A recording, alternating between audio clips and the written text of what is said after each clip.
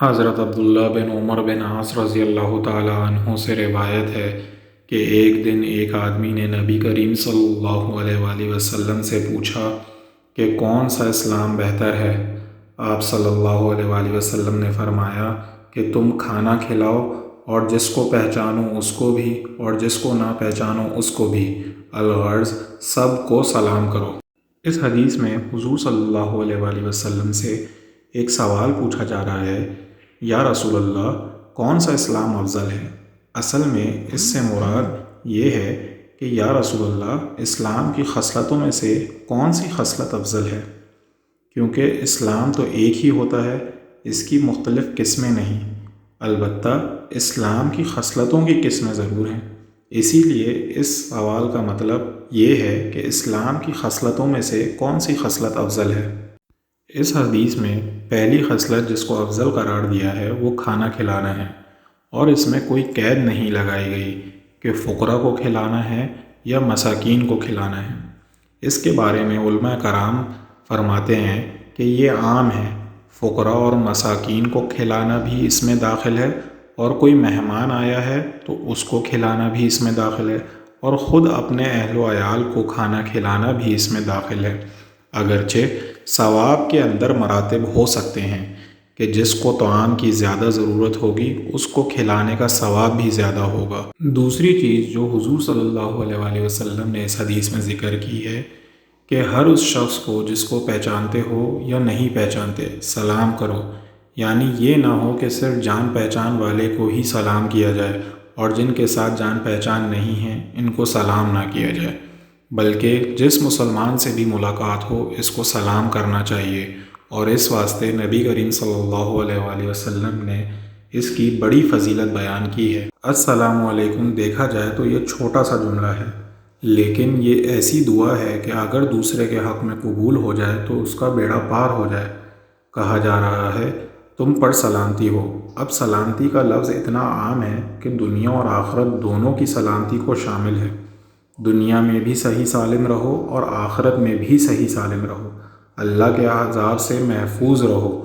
تو کسی ایک شخص کے بارے میں ایک مرتبہ بھی کسی اللہ کے بندے کا یہ کلمہ قبول ہو جائے تو یہ ایسی دعا ہے کہ اس کا بیڑا پار ہو جائے، اس لیے اس کی فضیلت بیان فرمائی۔ یہ ضرور ہے کہ شریعت نے سلام کے آداب رکھے ہیں۔ بعض حالات ایسے ہیں جن میں سلام کرنا مکروہ اور ناجائز ہے۔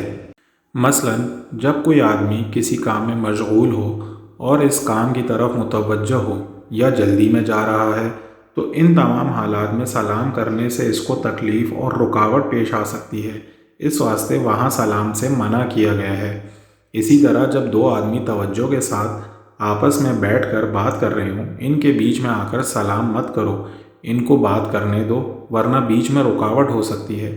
اسی طرح کوئی سبق پڑھ رہا ہے یا واعظ کر رہا ہے تو اس حال میں سلام نہ کریں، آ کر ویسے ہی بیٹھ جائیں۔ خلاصہ یہ ہے کہ جس سلام کے کرنے سے دوسرے آدمی کو تکلیف پہنچے یا اس کے اپنے کام میں رکاوٹ پیدا ہو وہاں سلام نہ کرے، یہی سلام کا حکم ہے۔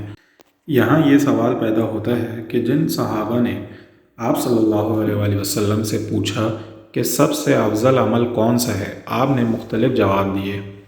ایک حدیث میں آپ صلی اللہ علیہ وآلہ وسلم نے فرمایا کہ مسلمان وہ ہے جس کے ہاتھ اور زبان سے دوسرا مسلمان محفوظ ہو۔ اس حدیث میں فرمایا کہ کھانا کھلاؤ اور سلام کرو۔ کسی اور حدیث میں فرمایا کہ ماں باپ کے ساتھ حسن سلوک کرو، اور کسی حدیث میں فرمایا کہ نماز وقت پر قائم کرنا، اور کسی حدیث میں فرمایا کہ جہاد فی سبیل اللہ، اور کسی حدیث میں ذکر اللہ کو افضل اعمال قرار دیا ہے۔ تو اس سے بظاہر تعارض معلوم ہوتا ہے، کیونکہ افضل الاعمال تو ایک ہی ہوگا اور تقدیم مطلق تو ایک ہی کو حاصل ہوگی، لیکن احادیث میں مختلف اعمال کو افضل الاعمال قرار دیا گیا ہے۔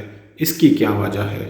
اس کا جواب یہ ہے کہ آپ صلی اللہ علیہ وآلہ وسلم نے مختلف موقعوں پر مختلف باتوں کو مد نظر رکھتے ہوئے مختلف افعال کو افضل الاعمال قرار دیا ہے، یعنی بعض مرتبہ اس میں سائل کی کیفیت کو ملحوظ رکھا، یعنی سائل کے نقطہ نظر سے اور سائل کے حالات کے پیش نظر اس وقت جو افضل الاعمال تھا وہ بیان فرما دیا۔